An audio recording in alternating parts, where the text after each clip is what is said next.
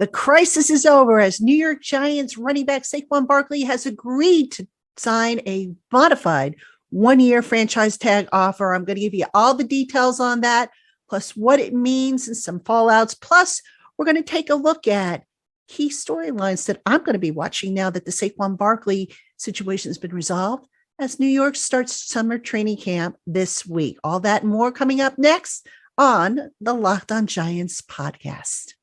You are Locked On Giants, your daily New York Giants podcast. Part of the Locked On Podcast Network, your team every day.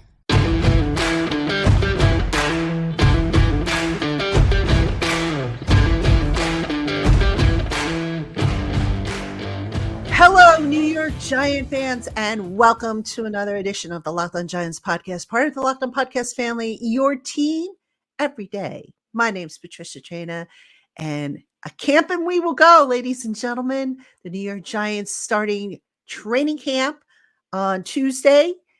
First practice, of course, being Wednesday. I will be there most of the summer, if not all of the summer, to bring you updates. But we've got some big news. That's right. Crisis averted. Saquon Barkley has signed with the New York Giants. I'm going to break all that down for you on today's show. I'm also going to talk about what's next, the fallout, if you will. And I'm also going to give you a little insight into some of the storylines I'm going to be watching now that the Saquon situation has been resolved. So that's the agenda on today's program. And this episode of the Locked On Giants podcast is brought to you by eBay Motors. A championship team is about each player being a perfect fit. And it's the same with your vehicles. So for parts that fit, head to eBay Motors and look for the green check. Stay in the game with eBay's guaranteed fit. ebaymotors.com. Let's ride. eBay's guaranteed fit only available to U.S. customers. Eligible items only. Exclusions apply. All right, let us get into the big storyline. Saquon Barkley signing a one-year modified franchise tag deal. So I'm going to break down the numbers for you in just a moment. But before I do that, I just want to talk a little bit about this development, which was one of the scenarios that, I thought would make the most sense to avoid bitter feelings, to avoid, all kinds of problems. And apparently Saquon and his party agreed. Now, what this does for Saquon, I think, is a couple things. Saquon always talks about, gambling on himself. I'm the best running back. He said that in that Money Matters podcast a few weeks ago. Now's an opportunity to prove it because look, had Saquon sat out and just, I don't want to say held his breath until his face turned blue, but that's kind of what it was like, I thought. The fact of the matter is that he wasn't going to get the type of deal he was looking for now that the deadline passed on July 17th.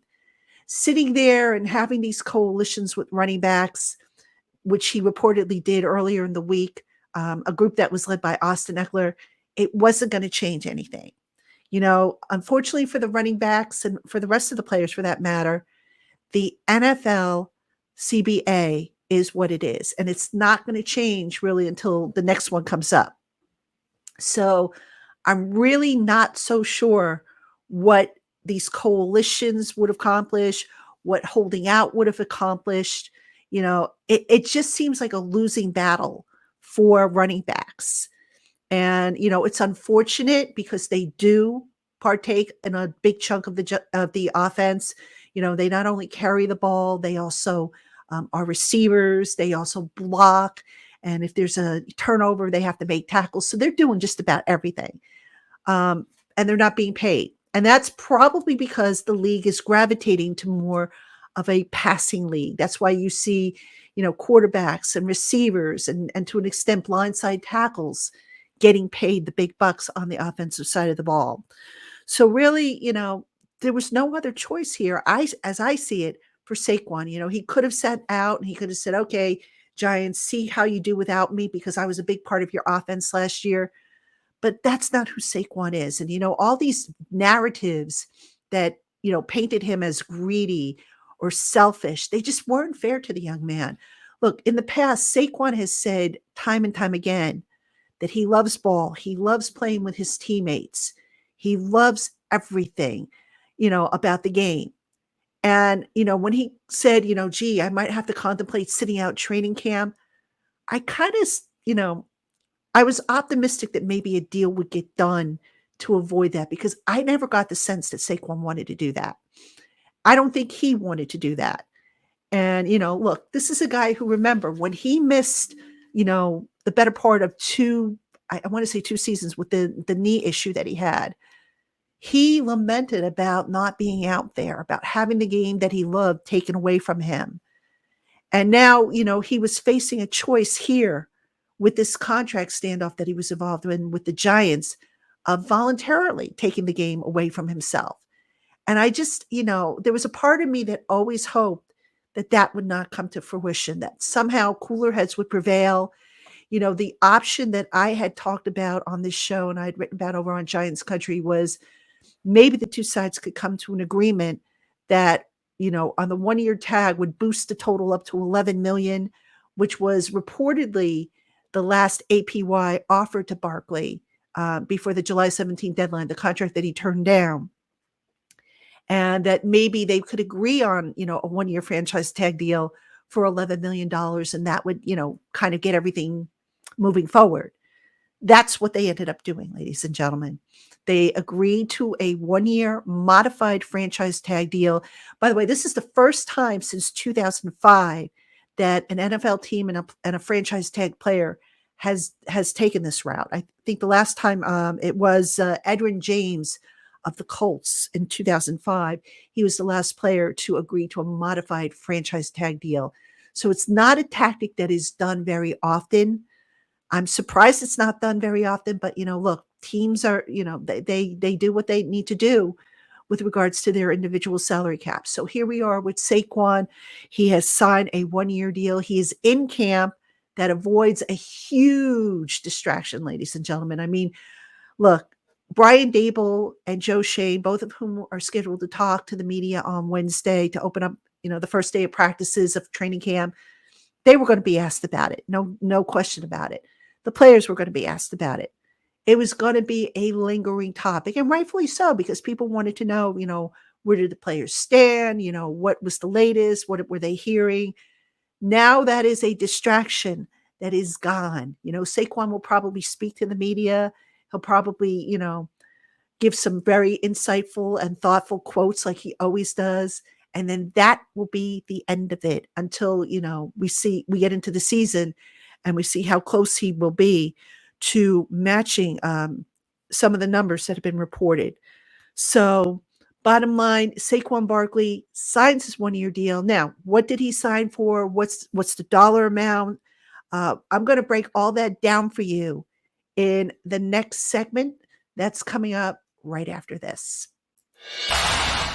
This episode of the Locked On Giants podcast is sponsored by BetterHelp. Life can sometimes drag us down, leaving us with more questions than answers. Life-changing decisions and events can challenge our coping skills and call our confidence into making decisions into question. BetterHelp can provide you with the guidance you need to become empowered in your decision-making process. BetterHelp is entirely online and is designed to be convenient, flexible, and suited to your schedule. All you have to do is just fill out a brief questionnaire to get matched with a licensed therapist. And if you find that your therapist isn't a fit for you, then you can switch at any time for no additional charge. So let BetterHelp step in and guide you towards finding your way during those difficult times in your life. Visit betterhelp.com/lockedon today to get 10% off your first month. That's BetterHelp, HELP.com/lockedon.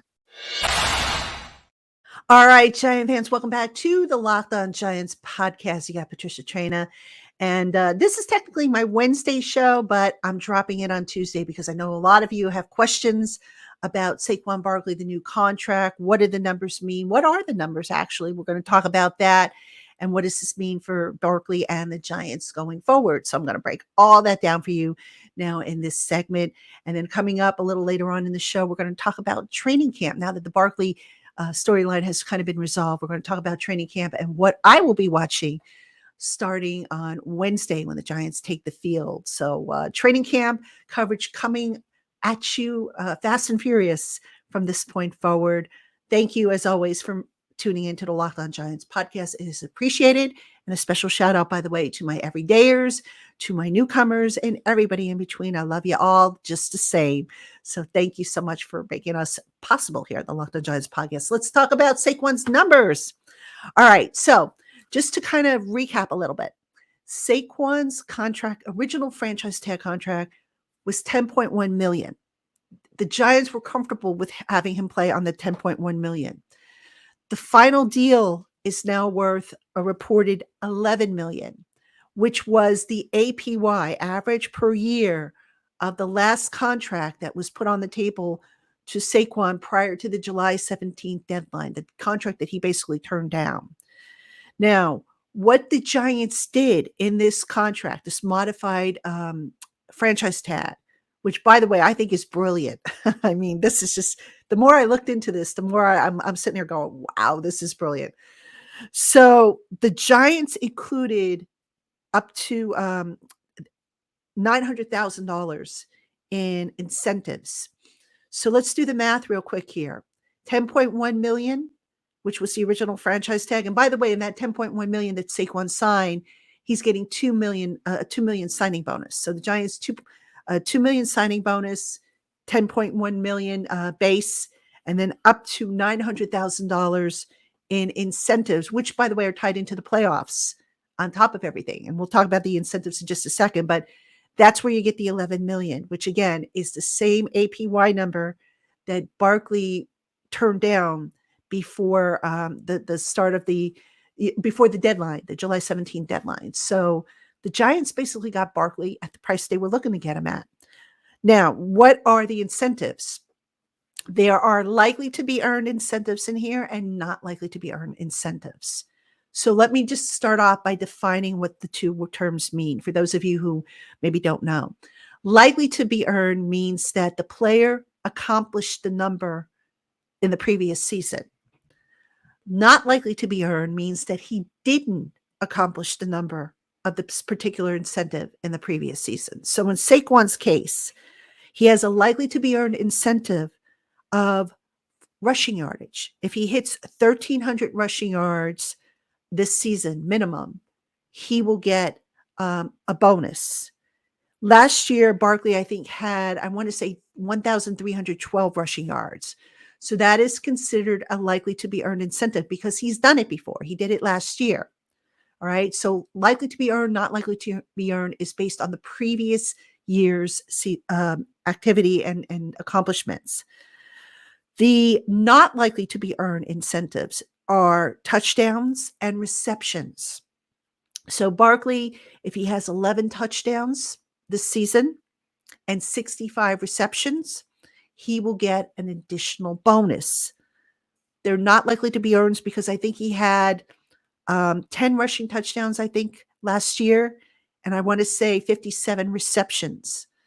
So the Giants are basically saying, okay, this is all tied into the playoffs. We're not going to just cut it off at training, at the regular season. We're going to extend this through to the playoffs to give him the most opportunity to make up, to make and reach these incentives. So the $900,000 that includes the incentives, that's divided by 3. So it's going to be 300, 300, and 300. If Barkley does not reach the not likely to be earned incentives, the Giants, they don't have to worry about it next year. All right. So the way it works is likely to be earned incentives hit the current year's cap. So right now, an extra $300,000 is coming out of the cap, the Giants cap for Barkley, because, the assumption is he's going to reach that total. The not likely to be earned, or the $600,000 for the other 2 incentives, if Barkley reaches them, that hits 2024. If he doesn't, it's like it never happened.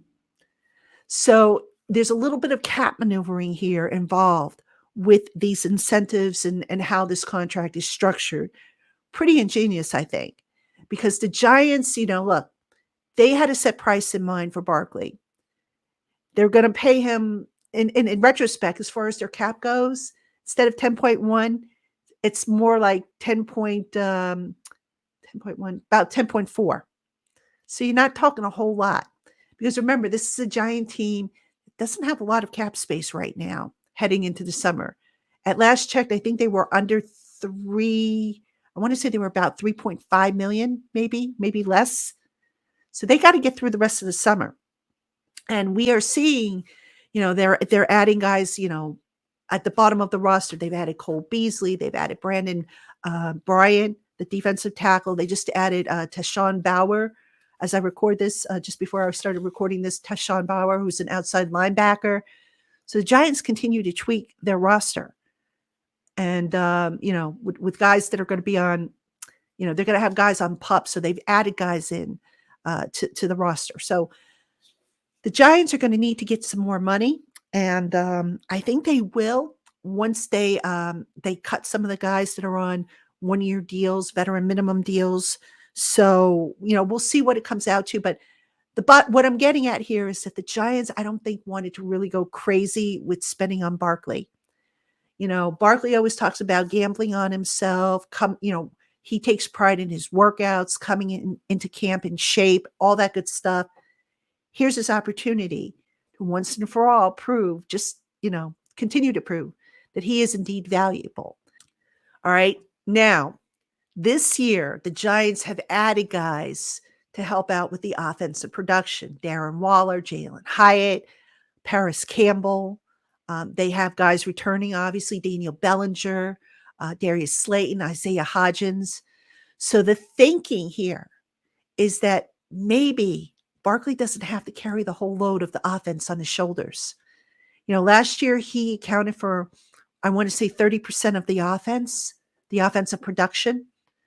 I don't anticipate that will be the case this year, assuming everybody stays healthy. Now, of course, we'll see if that's what happens, but I don't know that that's going to be the case for Barkley moving forward. And that would be a good thing, actually, because Barkley, he carries such a heavy load and he really takes a beating.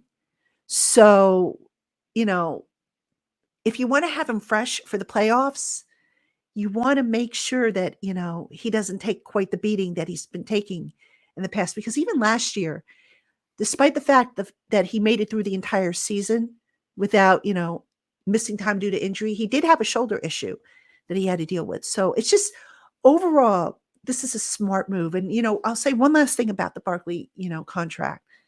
Had he sat out, I think that would have hurt his brand. Barkley is very cognizant of his brand and how he's perceived.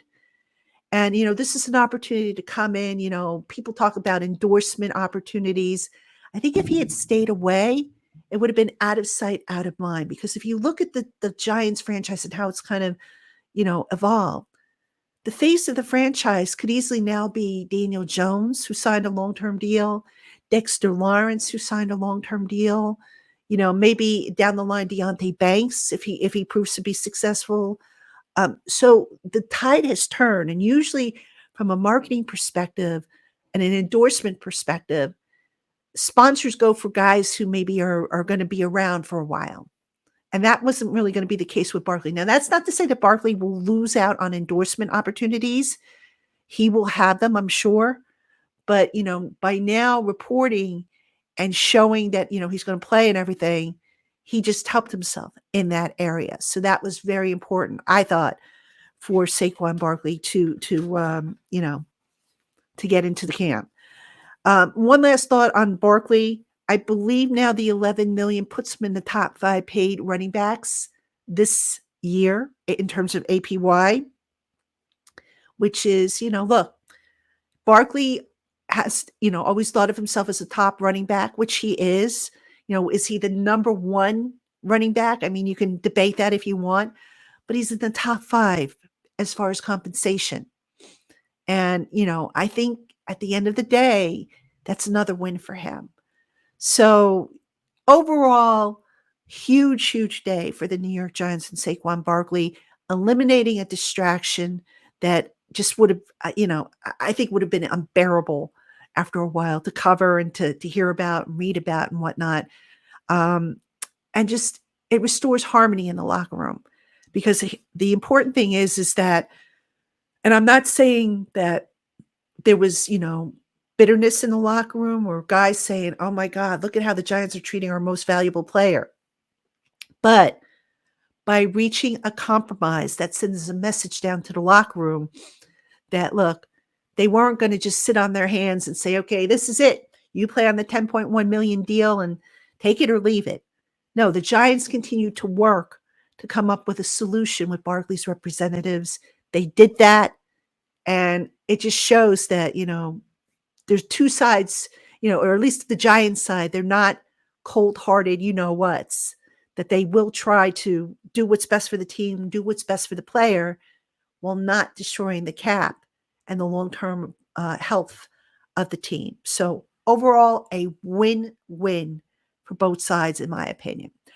All right, coming up next, let's talk about some of the training camp storylines that I'm interested in taking a look at. Maybe you are, maybe you're not, but we'll talk about a few of those things coming up right after this. Hey, Giant fans, if you haven't already, check out our Subtext community service. The Subtext community allows me to communicate one-on-one with my listeners and my readers, and I really enjoy having that opportunity. Plus, I can send out instant alerts. The minute I hear news, I can send it out to you. So, for example, if you're waiting for when Saquon Barkley signs that contract, I can get that out to you just as soon as I know. The text service costs $4.99 a month. However, you can try it out for free for 14 days. If you like it, continue onward. If you don't like it, you cancel before your 14-day trial is over and owe nothing. And for a limited time right now with the code PTRAIN, you can get 2 months for the price of one.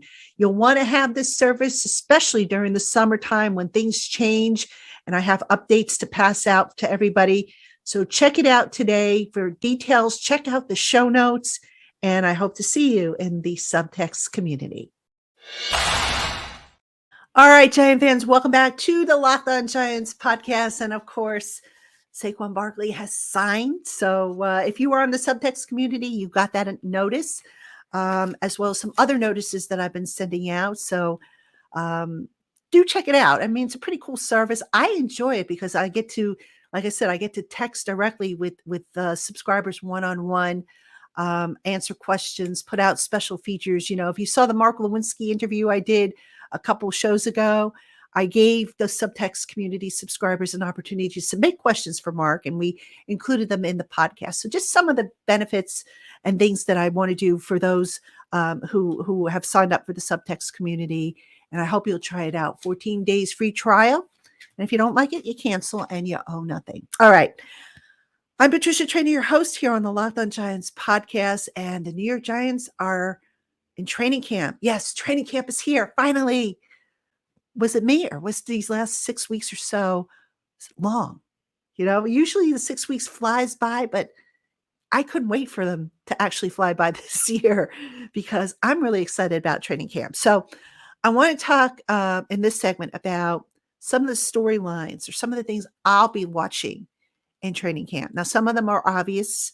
Some of them maybe not so much obvious. So obviously now, as I record this, the Giants are going through their conditioning program. So I don't know who's going to end up on PUP, who's going to be limited, but obviously the number one storyline is going to be the health of certain players. Is Wan'Dale Robinson and Sterling Shepard, are they going to be ready for camp? I think they're going to start on PUP, by the way. I think A'Shawn Robinson, defensive tackle, is going to start on PUP. I think it's possible that DJ Davidson, another defensive tackle, starts on PUP. You kind of look at the signings the Giants have made over the last, few days, and that could give you a little indication as to who's going to start on PUP and the overall health of the depth at that position. So obviously that's going to be a storyline that I want to see. There's some other guys that are coming off of injuries. Jason Pinnock, the defensive back. I mentioned A'Shawn Robinson, who's coming off the meniscus surgery that he had last year as part of the Rams. Trying to think, there's some other guys. Joshua Zudo should be fine with the neck, but there's some other guys. I think Ellerson Smith is another guy who missed, the end of the season. Aaron Robinson. So that's going to be, a big question mark as to where these guys are, because that's going to maybe influence who gets the reps and what to look for and so on and so forth. So that's obviously storyline number one that I'll be looking at. Storyline number two is depth and matchups. I spoke about on previous shows about how the Giants now have much better depth on their roster to where they could play matchup football. And I'm curious to see how that works now because, it's going to be offense versus defense for the first, couple weeks before they get into the joint practices with Detroit. But we'll see, the different packages, the different deployment, and just how it shapes up and how much better the matchups will be in certain situations. So that's something I want to take a look at as well. Another thing, some specific position competitions, slot cornerback. I still believe they're going to go with a committee approach. Wide receiver, they still have about a baker's dozen's worth of receivers.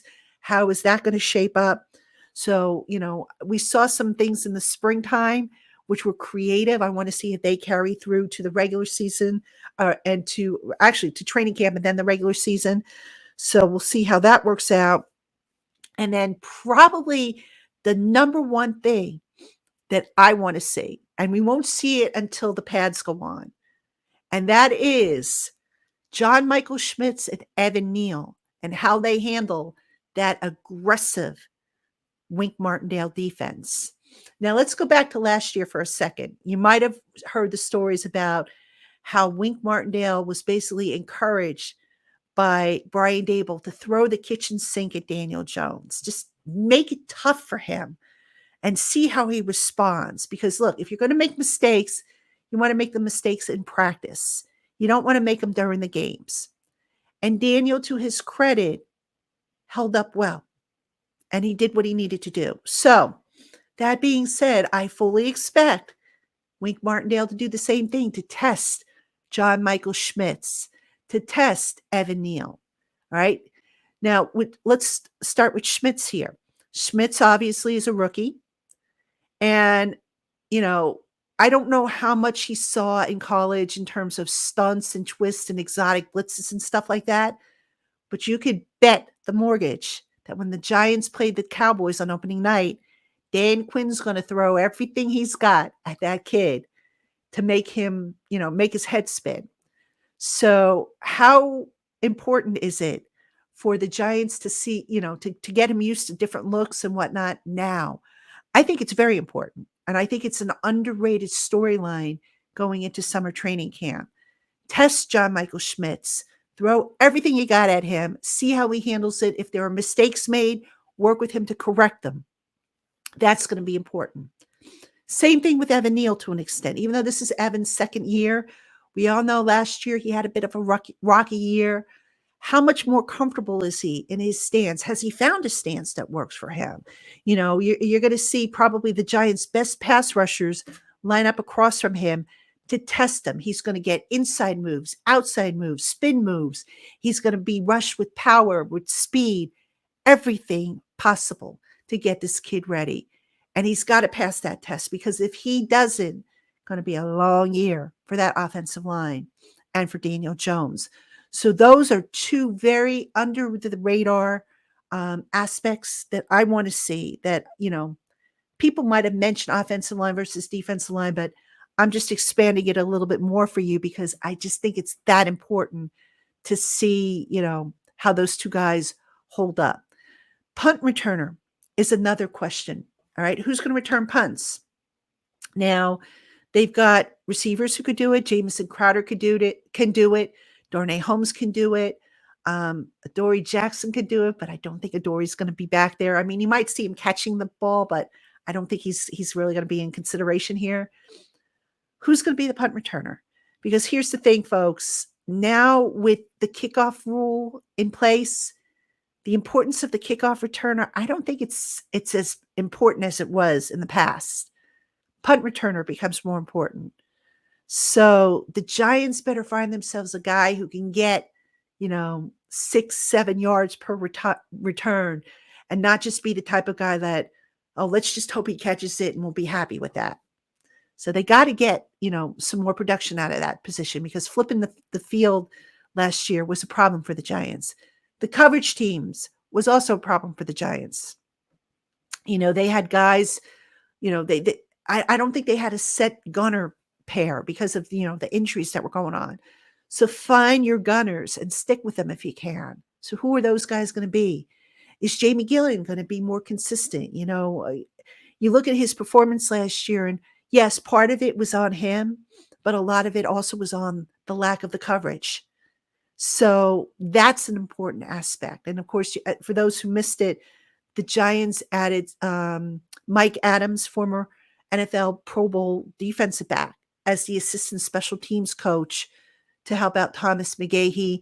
And they have another guy who's going to help with special teams. Name escapes me at the moment, but they have another guy. So they basically have 3 special teams coaches to try and beef up that unit, because that unit last year was not very good. It was not very consistent, and they need to get that fixed. So the final thing that I'll be looking at is what from the spring that we saw makes it into the summer. The springtime, I always talk about how that is a time to experiment with different looks and whatnot. So what made it in from the spring into the summer, and what's going to make it from the summer into the playbook in the fall? So there'll be, different formations and stuff. We saw some cool stuff that I thought, I don't recall seeing, in year one of this coaching staff. So we'll see what makes it over and how that, all works out for the team, as far as, how effective they could be, because we all know that the Giants want to be more explosive. They want to be able to hold on to the ball longer, moving the chains, all that stuff, and just basically taking the offense from level 101 to the next level and beyond, because they've got to compete a lot better on offense than they did last year. And with that, Daniel Jones is going to have to take the next step forward in his development. So that's another thing we'll be watching. So many things to be watching. So, all right. Training camp coverage is here. It starts with tomorrow's show. I will bring you camp updates as quickly as I can. I'll bring you the latest from the pressers. Make sure you are following me on Twitter at Patricia_Traina. Make sure you are following me over on Instagram at Patty Traina, PATTITRAINA, for video clips, audio clips, the whole 9 yards. I will do my best to bring you as much as I can. And of course, make sure you check out the Subtext community. The information, if you missed it, it's in the show notes where you can sign up. So check all that out. Folks, I look forward to bringing you training camp coverage. I want to thank you again for tuning into the Locked On Giants podcast. That's going to do it for this episode. We'll see you tomorrow, Giant fans.